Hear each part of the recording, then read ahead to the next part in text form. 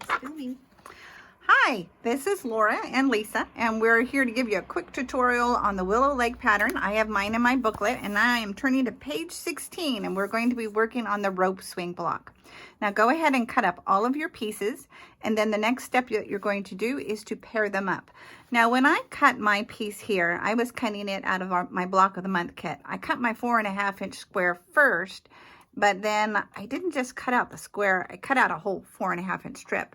Well, that meant I didn't have a piece long enough for this 1.5 by 13 inch. So I have my 1.5 by 13 inch in tan, but I had plenty of fabric. It just wasn't going to be in one piece. So this is nothing to worry about. I'm actually just going to lay these on here because I'm going to be sewing this strip, but I'm going to subcut it into units in order to make those 4 patches. So we just work with what we've got to do. We'll embrace our inner prairie quilter on the, and get it cut. Get her done.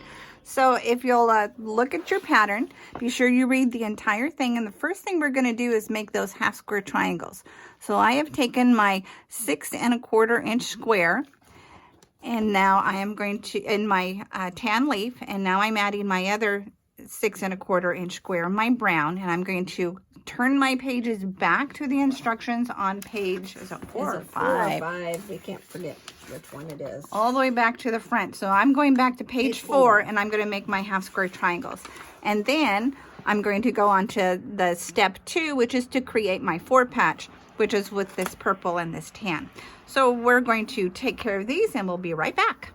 Well, things look a little differently because I spilt the coffee. But it was my coffee she spilled. So it was a crying shame because we had the Snickerdoodle creamer that was out right now, and it's like so good in but now our coffee. The few blocks or the pieces that just got a hint of the coffee smells really good.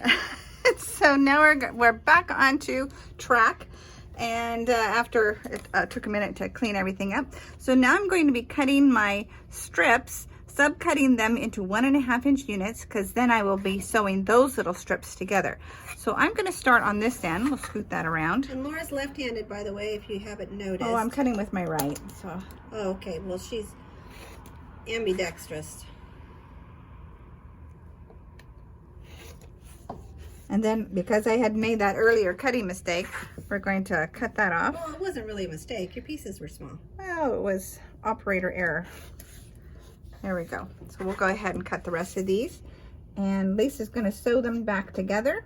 But when we sew them back together, you're going to just switch one piece so that we're going to sew together a 4 patch. So when you're sewing your 4 patch, you're going to nest these 2 seams. Now because we pressed the seam towards the dark, now they're going in opposite directions. So when you nest a seam, you're actually just going to slide it until it kind of locks in place. And if it's slightly long or short at either end, it doesn't really matter, because what's important is that we get that nested seam perfectly. So I'm going to stick a pin in it where the feed dogs might kick that down, and then I'll take that to the sewing machine and sew it up. All right, and I just cut the last one, so off we go. Okay, so this is a pair, this is a pair, and that's a pair. And you should have a little bit of extra, you know. There should be enough for you to be able to make your 4 corner sets. Alrighty, we'll be right back. Hey there, I'm back. So I've got my four patches done, and I wanted to show you a little trick on a spiral press, or I'm not even quite certain what this trick is called. But if you hold your block so that the seam is horizontal to you, you push your thumb up and your thumb down, and you give it a little pop, and you'll see that it made that cute little 4 patch block in the center there. And then you can go ahead and press those just flat, just like that. In this block, it doesn't really matter if your seams are pressed one way or the other way, and this will actually help make your block nice and flat. So I want to see it again. So you see my seam, that's my horizontal seam. My left thumb presses it up, my right thumb presses it down, and give it a little twist. And there you have it. You know, this is a video. They could just rewind. Oh, well, we might as well rewind, but I'll just go ahead and do all of them, and then I'll take them to the board to give them a press. There you go. Fun little trick. Magic. Hi there, this is Lisa. I'm back. I've pressed my little 4 patches. And so our next step is to create this little unit. So you're going to use 2 of your half square triangles that you made in step 1. And then I also have a 2.5 inch square of the background and my 4 patch. So make sure that your pieces aren't rotated. Check your diagrams to make sure that everything is exactly where it's supposed to be. And then you're going to sew them together. So you're going to sew this square to this one, and you're going to sew this one to this one. But when you're sewing, remember, you have to ask yourself, what's the point? The point in this unit here is this corner right there. So when I line it up, I'm going to make sure that's where I'm lining things up. If it is slightly long or short at this opposite end, it's not going to matter. So I'm going to start my 1/4 inch seam where my corner is perfectly lined up, do my 1/4 inch. And then on this set, you'll ask yourself the same thing. What's the point? Well, the point's down here. So when you're lining it up, line it up at that point. And if it's slightly long or short at that opposite end, it isn't going to be a big deal. So be sure that you line up at the point to begin sewing. Hi there, this is Lisa. I'm back. I have pressed the seams in both of these pieces according to the directions. So my seams will now nest. So I'm going to nest that center seam until it feels nice and snug under my thumbs. And I'll pin that, and if it's slightly long or short at either end, well, mine are lining up pretty good, but it's not going to be as big of a deal. You'll want to be sure that this point here is nicely nested. Now we're ready for step 7, and we're going to make our 1/4 square triangle blocks. Now I have set aside and paired all of my 5 1/4 blocks, and you'll notice in the cutting directions at the end of the 5 1/4 inch block there is an X, a square with an X mark through. That's because I need to cut all of these squares into triangles. So we're going to cut on the diagonal of each square so that I end up with 4 triangles. And I have Skippy the Wonder Blade today. Erg. Time for a new blade. Here, I'll replace your blade. You use mine. All right, and so I'm going to go ahead and cut up these other ones, and then we'll continue on with our next step. All right, well, now I have all my triangles cut, and I'm going to look at the diagram, and I'm going to start to build this block that we have laid out in it.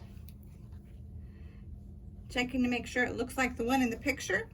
And now I'm going to sew this together. So I'm going to take my turquoise triangle, line it up against my little cream one. I'm going to put a pin on this side, and when I take it to the sewing machine, I'm going to start at this corner and sew down. Then I'm going to take my brown one, I'm going to put it on the turquoise one. I'm going to put a pin in there, and I'm going to sew from this corner straight down. So I'm actually going to sew it on this side. All right, I'm going to hand that to Lisa. Take it away, Lisa. Alrighty, I'll be right back. Those 2 seams are now sewn, and they are pressed the way the arrows say in the direction. I'm going to make a double check to make sure they look like the picture, and now I'm going to sew the next one. I'm going to nest these seams, so I'm just going to give it a little wiggle to make sure that the seam is butted up against to the other. I'm going to add a pin. I'll probably add a pin to the ends, and now we're ready to sew this one as well. Back. Look how pretty this block is turning out. So a couple things to remember as you're getting ready to sew this together. Remember, the purple is pointing to the center purple, so it's going to eventually kind of make a big X. We didn't show you how to make this one because you've made it before in a previous block, so we didn't think we'd waste your time. But if you need a review, just go back to that previous block and you can see how it was put together. So now we're ready to sew it up, and what you're going to do is you're going to sew your top row together, you'll sew your middle row together, and you'll sew your bottom row together. So when you're sewing your rows, First ask yourself, what's the point? Well, I've got a point here and a point down here, so it's going to matter at both ends. So when you line it up, make a pin, line up this end and make a pin, and if there's any difference, you're going to need to ease any differences by giving it a little tug. Same with this side, it's just identical. You've got a point here and a point here, so line up your points, pin it, pin both ends, and then ease any differences. And easing is just a fancy word of saying pull in the fabric until it's flat. Alrighty, we're going to sew our rows, and then the block will be put together row to row just by nesting the seams. All right, we'll see you at the next block.